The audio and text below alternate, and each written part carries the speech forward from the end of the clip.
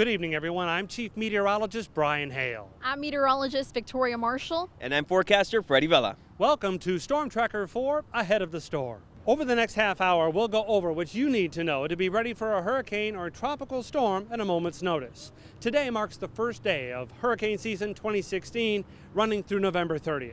At this hour, meteorologists across the country are tweaking and releasing their forecasts for the season, which includes the Gulf of Mexico. Well-known forecasters Dr. William Gray and Dr. Phil Klotzbach at Colorado State University say there should be 12 named storms this year, with 5 of those being hurricanes and 2 of those possibly major hurricanes. While the season is expected to be average, there are areas that will see higher risk. As of now, there's a 30% chance for a hurricane to strike the coast of Texas in 2016.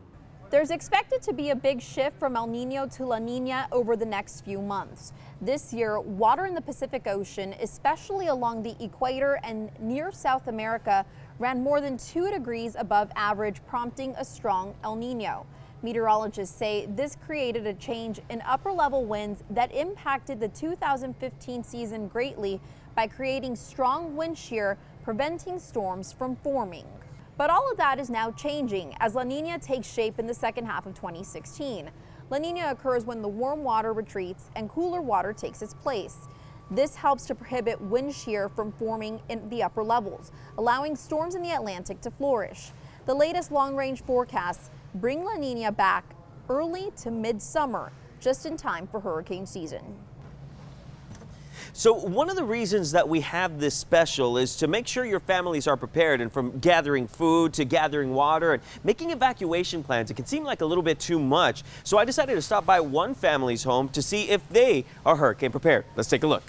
Charles's family was well prepared in case a hurricane does hit, but here are some items that you should have just in case a hurricane does hit the Rio Grande Valley. Now, it's called the Disaster Supply Kit, and here's some of the things you should have in there. Be sure to include essentials like several gallons of water, non-perishable food, and a manual can opener. Also, batteries, flashlights, a weather radio, cell phone charger. Fill your prescriptions ahead of time and keep a first aid kit handy. Keep your wallet filled with cash just in case. You'll want to make sure there are enough items to last you for at least 72 hours. If a watch or warning is issued, you'll want your home to be able to stand up to the storm.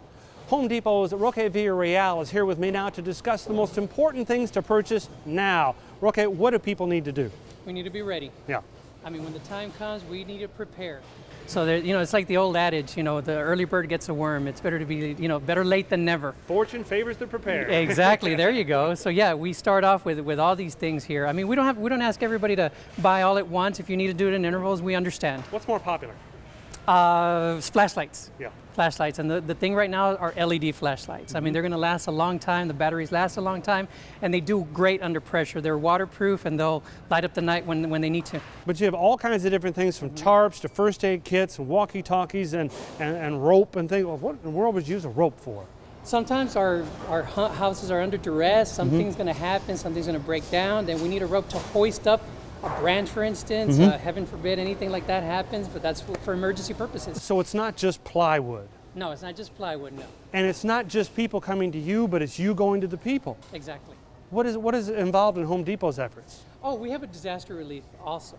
Our employees here are ready to go to Houston, are ready to go to Galveston and help our associates over there so they can take care of their families. So we pick up the slack, so to speak.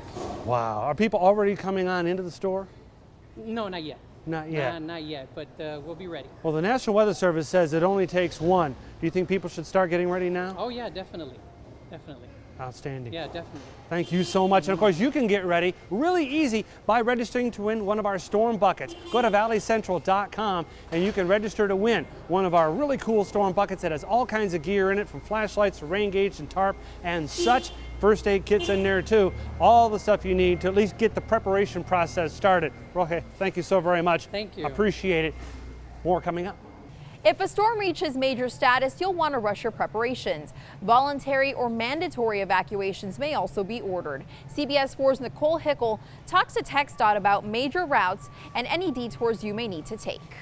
As storms approach, power outages will begin to increase. The loss of electricity also means the loss of everyday staples. Crews with the Magic Valley Electric Cooperative will be out trying to restore it as quickly as possible. And today we have Luis Reyes here to explain exactly what they'll do. Thank you so much for joining me. Thank you for inviting me. So Luis, this is very, very exciting as we move into the hurricane season. You guys are already prepping for what's coming up, correct? Yeah, so what we do is we have our employees 24/7. They're going to be working throughout our control center. What we're going to be doing there is we always have employees 24/7. And one of the things that we're going to be doing there is we're going to have extra staff so that we make sure that we keep up with all the outages and we can get people back on as soon as we can. So as we start to see some of these storms approaches, what are you guys going to do before and during the storm itself? Sure. So before what we're doing, we do have a hurricane preparation guide that helps us to guide what we need to do. So on the back end, we have employees 24/7, and then during the hurricane or during the storm, what we're going to be doing though is we're going to be updating people with the outages, and at the same time, we're going to be keeping up with our Facebook page and making sure that employees and also members know what we need to be doing and how we can get them back on as soon as we can. Of course, and for anyone who has questions, they can go onto your Facebook page. How do they find you? So the best way to report outages is by simply calling 866-225-5683 or by logging into magicvalley.coop. Of course. Luis, thank you so much for joining me. I really appreciate it. Thank you. Don't go anywhere. We still have so much more ahead. You'll want to stick around because in just moments, we'll show you new facilities where residents who don't flee the RGV are welcome to stay. Plus, after the storm, the damage adds up. What you'll need to do beforehand that could save you lots of cash and heartache. And later, how you get up-to-the-minute alerts is changing rapidly. More on the National Weather Service campaign that will get watches and warnings out faster. We're learning new details about local school districts' emergency preparedness plans. Los Fresno CISD officials say they will monitor information from the National Weather Service and the media closely. Once a clear-cut path and watches or warnings are issued, they will make decisions about when or if to cancel classes. And they say they'll also assist in disseminating information. If there's evacuations ordered by the county judge, that means we would also like our parents to evacuate and leave the area as well. So once that notice is made, obviously these schools would be closed, and we're asking everyone to leave and go to a safer place. The district's 9th grade campus is also one of several new shelters for residents to ride out the storm. The $3.7 million dome, which opens this hurricane season, will be manned in part by the Red Cross. CBS 4's Tiffany Huertas had a look at a recent training opportunity. Beyond these doors, or beyond this place, there is no weapons, yes. You're talking about residents, or you're talking Not talking about everybody. People from all over the valley participating in a shelter preparedness course provided by the American Red Cross Tuesday. They're learning how to intake the information from the families, what the process is, the questions to ask, the documents to fill out. Even law enforcement taking in some tips while sharing ideas. What we're going to do is provide security on the outer perimeter and of the shelter. The training took place at this facility that sits behind Los Fresno's United 9th grade campus. The 20,000 square foot building serves as a gymnasium for other activities and a safe room for residents during county declared emergencies. What I find great about this dome is the size of it. Tammy Cowan got a taste of volunteering with the American Red Cross in the 80s. It was, it was my community, and so it was very personal to me. She remembers helping residents during the 1988 collapse of a building in Brownsville. What we did over those 4 days, it was a great community experience. She says having trained volunteers is essential for the continued success in emergency situations. The shelter can hold approximately 405 cots or several hundred people standing. The city of Mercedes also opening doors of a safe room. The $4 million building's maximum capacity is 700 people. It is available for people fleeing the lower valley or anyone lacking adequate shelter. This will serve not only our residents, but for the Mid-Valley. We have a lot of colonial residents, the properties flood very easily. So we anticipate that a lot of our neighboring communities will also use this facility. It will also be used as a Boys and Girls Club for the community while not being used as a shelter. And in La Feria, the construction of 2 other storm shelters are delayed. CBS 4's Nora Salinas takes a look on why that's happening. With hurricane season fast approaching, construction is underway for 2 new storm shelters in La Feria. I know they have other shelters in other cities, and I know it's helpful for those families that need it. So it would definitely be helpful for the people here in La Feria. We're all very happy because we know ahead of time that we have this shelter. The 2 new shelters, which would fit nearly 1,400 Cameron County residents combined in case of a major storm, have been in the works since last year, but unforeseen circumstances have delayed their inauguration. Since these buildings are built for the tornado strength wind, even the fasteners or the nails they use need to meet certain standards. And we had some delay in some of those minor items, but still delaying it. La Feria City Manager Sonny Phillips says the change in contractors for the construction is what delayed the project completion from the beginning of April to the end of May, making some residents concerned. It should have been a priority. It's one of those things that needs to be finished, before that time comes.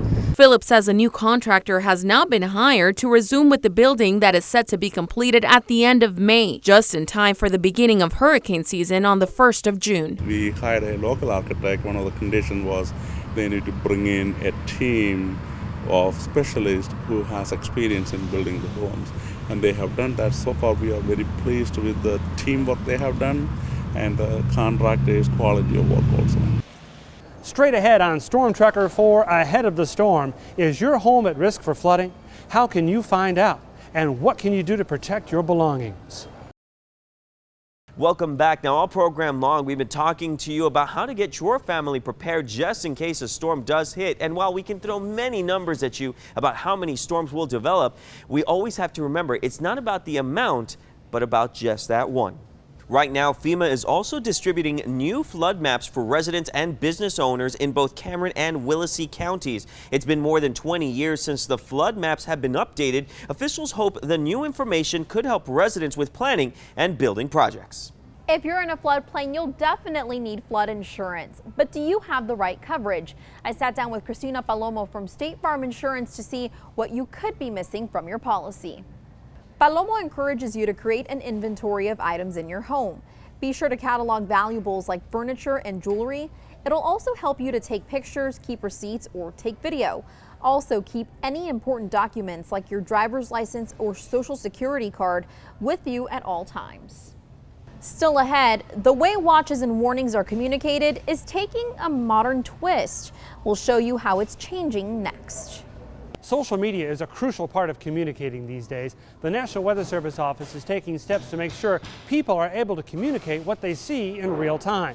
I had a chance to visit with the warning coordinator, Barry Goldsmith, and ask him about the Twitter hashtag RGVSpotter. Hashtag RGVSpotter does not mean you have to be a formally trained Skywarn spotter. It just means that you really like weather and you like to post pictures and stories about the weather, especially when it gets bad in the Rio Grande Valley.